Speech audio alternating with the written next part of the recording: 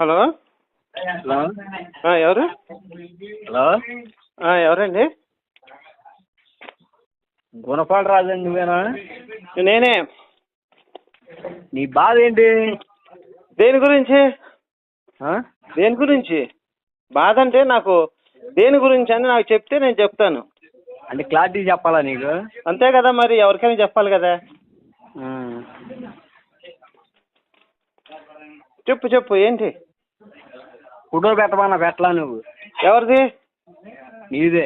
ఎందుకు? ఆల్రెడీ నా ట్రూ కాలర్లో నా ఫోటో ఉందిగా. నువ్వేనా? ఎవరు ట్రూ కాలర్లో ఆడు ఫోటో పెట్టి వేరే ఆడు ఫోటో పెడతారు ఎవరైనా?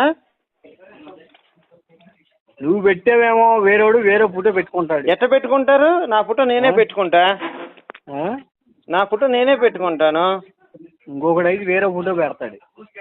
సరే, ఇప్పుడు నీ ప్రాబ్లం ఏంటయ్యా చెప్పు. ఏం కావాలి నీకు? బైబులు పూర్తి పుస్తకం పెడుతున్నావు. నేను నిరూపించలేకపోతే ₹1,00,000 బహుమతి నీకు ఇస్తా. నువ్వు కనుక నీ డబ్బులు. అరే నిజం అవసరం లేదంటే ఇంక నీతో నేనేం మాట్లాడతాను? ఇంకా నువ్వు అబద్ధ బతుకు నువ్వు బతుకుతున్నప్పుడు నాకేం సంబంధం? ఇంకా అబద్ధ బతుకా? అబద్ధ బతుకేంటి? ఇప్పుడు బైబుల్ నిజం, బూతు పుస్తకం నేను అన్నా, నువ్వు కాదు అంటున్నావు. మరి అబద్ధం నీదైతుంది కదా, నాది ఎందుకు అవుతుంది? నేను బూతు పుస్తకం నిరూపించలేకపోతే నేను అబద్ధమైనట్టు. మరి ఈ దమ్ము నీకుంటే నువ్వు మరి ఈరోజు లైవ్ పెడతా, సాయంత్రం 7ంటికి లైవ్ పెట్టాను, 7:30కి నువ్వు వస్తానంటే లింక్ పంపిస్తా.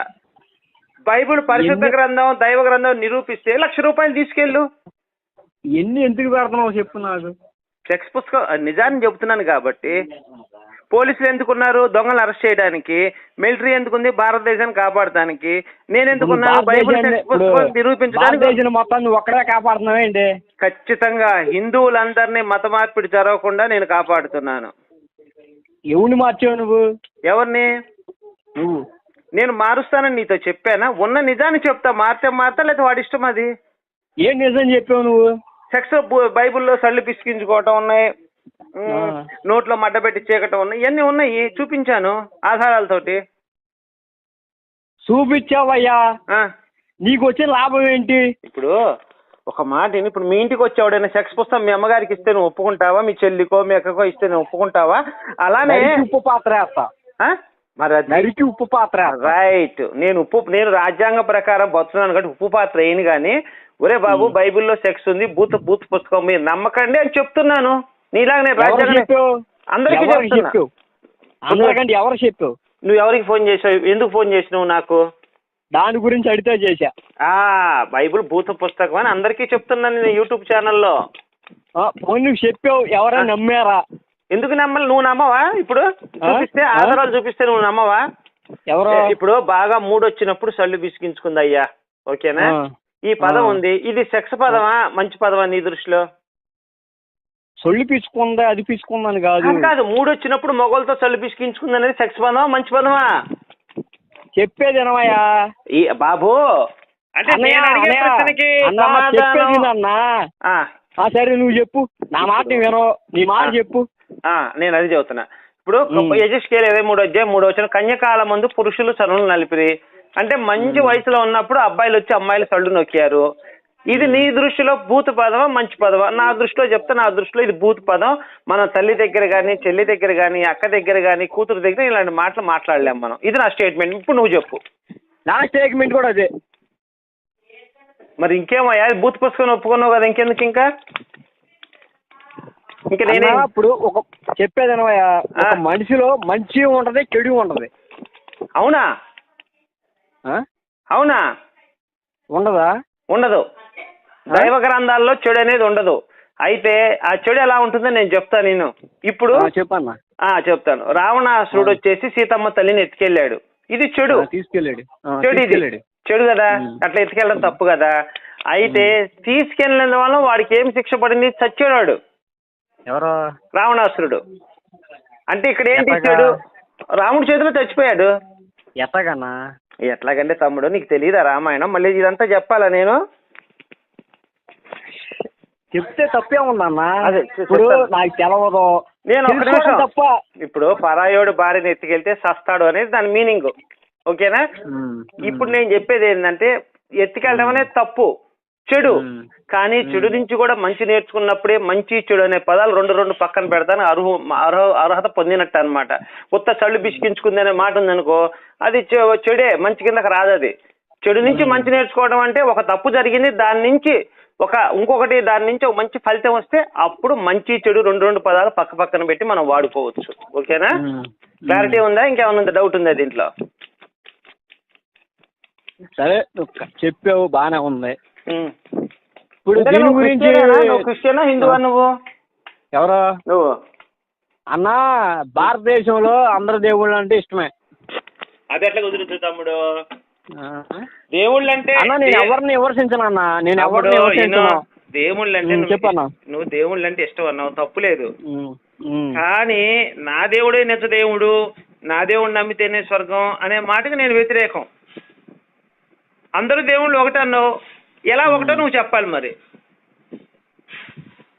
అన్నా ఎన్ని సాంప్రదాయాలు మొత్తం మనం సృష్టించుకున్నామని దేవుడు సృష్టించాడా ఏంటి?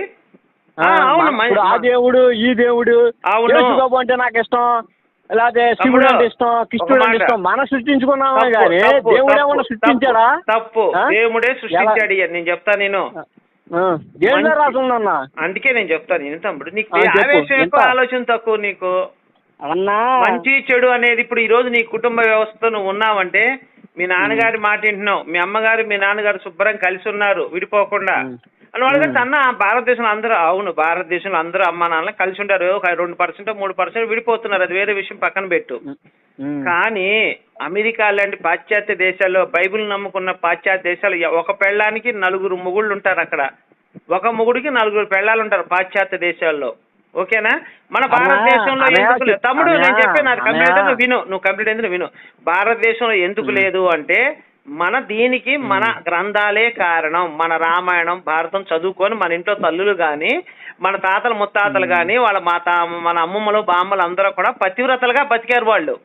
ఎందుకని? దానికి మూలం ఏంటి? మన హిందూ గ్రంథాలే మూలం. నువ్వు వేరేది కాదు. రామాయణం చదువుకొని ఒక భర్తతో భార్య ఎలా ఉండాలి, భార్యతో భర్త ఎలా ఉండాలి ఎలా తెలుసుకున్నారు? రామాయణం నుంచి తెలుసుకున్నారు. ఓకేనా? కానీ పాశ్చాత్య దేశాల వాళ్ళకి రామాయణం తెలీదు, ఒక బైబిల్ బూత్ పుస్తకం తప్ప, సెక్స్ పుస్తకం తప్ప ఏ బొక్కలో అయినా పెట్టచ్చు అనేది వాళ్ళు తెలుసుకున్నారు. మనకు అట్లా కాదు. తల్లి వదిన కూడా తల్లితో సమానం. మనకి ఎలా వచ్చింది? ఇప్పుడు మీ వదిన ఉందయ్యా, మీ వదిన నువ్వు సెక్స్ కంటితో చూస్తావా? చూడన్నా నేను. ఎందుకని? మన భారతదేశ సాంప్రదాయం తల్లిని వదిన్ని తల్లిలాగా చూడమని చెప్పింది. పాశ్చాత్య దేశాల్లో అనుకో వదినతో కూడా సెక్స్ చేస్తారు, తప్పు కాదు వాళ్ళకి. అక్కడ వదిన చెయ్యాలి కూడా, వదినతో చెయ్యాలి, అక్కడ తప్పదకంగా యెహోవా ఆజ్ఞ ఇచ్చేసాడు బైబిల్లో. అన్ని తెలుసుకో తమ్ముడు నువ్వు. చెప్పేదేనన్నా, బైబిల్ రాశారు ఎవరు? తాగుబోతులు. సరే ఎవరో ఒకరు రాశారన్నా. రాస్తే ఇప్పుడు వాళ్ళు యేసు ప్రభు చెప్తేనే రాశారా? అదే కదా ఇప్పుడు ప్రాబ్లం. యేసు చెప్పింది ఒకటి, వీళ్ళు రాసింది ఒకటి. అక్కడ అదే ప్రాబ్లం. అప్పుడు యేసు ప్రభు చెప్తేనే రాశారు వాళ్ళు, లేదా రాయలేదా? అదే నేను చెప్తున్నా, యేసు చెప్పింది ఒకటి, వీళ్ళు రాసింది ఒకటి, చెప్తున్నది ఇంకొకటి. 3 పాదాలు. దానికి నువ్వు యేసు ప్రభుని విమర్శించకూడదు కన్నా. ఎందుకు విమర్శించకూడదు యేసు ప్రభుని? ఏం చేశాడు అన్నావు కన్నా? ఆయన ప్రజల కోసం ఏం చేశాడు? చెప్పింది ఒకటే, వాళ్ళు చెప్పింది ఒకటే, వీళ్ళు రాసింది ఒకటని నువ్వే చెబుతున్నావు. నీకు ఒక విషయం ఒకసారి క్లారిటీగా నేను చెప్పేది. యేసు చెప్పింది ఒకటి, వీళ్ళు రాసింది ఇంకొకటి, జరుగుతున్నది ఇంకొకటి. మొత్తం 3 ఉన్నాయి స్టేట్మెంట్లు ఇక్కడ. యేసు చెప్పింది ఒకటి. మూడింటికి క్లారిటీ ఇవ్వన్నా నాకు. యేసు అంటే ఒక విప్లవకారుడు.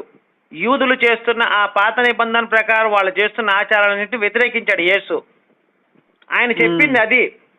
కానీ బైబిల్ అయినా సరే యేసు మన పాపాల కోసం చచ్చాడు, మొత్తం రక్తం కార్చారని చెప్పి దీంట్లో రాశారు. బైబిల్లో రాశారు మన పాపాల కోసమే చచ్చాడని.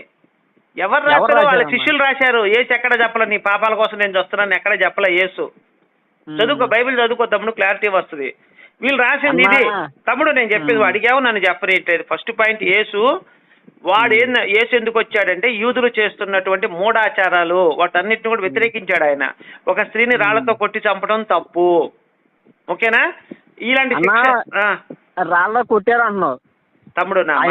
ఏమన్నాడంటే తప్పు చేసినోడే రాయి పెట్టి కొట్టమన్నాడు, కానీ తప్పు చేయనోడు ఎవడో రాయి పెట్టి కొట్టమని చెప్పలేదు.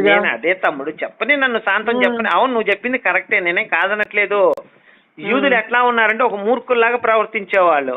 వాళ్ళందరినీ చైతన్యవంతులు తయారు చేయడానికి ఆయన వచ్చాడు. ఫస్ట్ పాయింట్, ఓకేనా? అవన్నీ వివరణ ఇస్తాను నేను. రెండో పాయింట్, బైబిల్ ఏం రాశాడు? యేసు మన పాపాల కోసం చచ్చాడని చెప్పి పౌలు రాశాడు, ఓకేనా? రెండో పాయింట్. మూడో పాయింట్, ఒక్క నిమిషం నన్ను చెప్పని. మూడో పాయింట్ ఇదేంటంటే, మూడో పాయింట్ పాస్టర్లందరూ ఏం చెప్తున్నారంటే, నువ్వు ఎన్ని పాపాలు చేయి, మర్డర్లు చేయి, రేపులు చేయి, దొంగతనాలు చేయి, వ్యభిచారం చేయి, యేసయ్యని నమ్ముకుంటే ఆ మొత్తం తీసేస్తాడని చెప్తున్నారు. ఎవరు చెప్పారన్నా? పాస్టర్లు. ఏ పాస్టర్ చెప్పాడు? నీకు తెలిసిన ఒక పాస్టర్ లైన్ లో కలుపు, నేను ఆయన చేత చెప్పిస్తా. ఎవరు చెప్పాడు? నాకు తెలిసిన పాస్టర్ నువ్వు అన్నావు, నేను నాకు తెలిసిన పాస్టర్ ఎవరు చెప్పలా. సార్ నువ్వు కలుపు, నేను చెప్పిస్తాను, ఆయన చేత చెప్పిస్తాను. నువ్వు కలుపు, లైన్ లో కలుపు. నేను చెప్పించకపోతే నీకు తెలిసిన వాళ్ళు ఉన్నారుగా, ఉన్నారు. నేను చెప్పించనా? నేను చెప్పించిన ఇప్పుడు లైన్ లో ఉంటావు, పాస్టర్ కలుపుతాను. చెప్పించా. లైన్ లో ఉండు, లైన్ లో ఉండు, లైన్ లో ఉంటా. మా పాస్టర్ కలుపుతాను, కలుపు.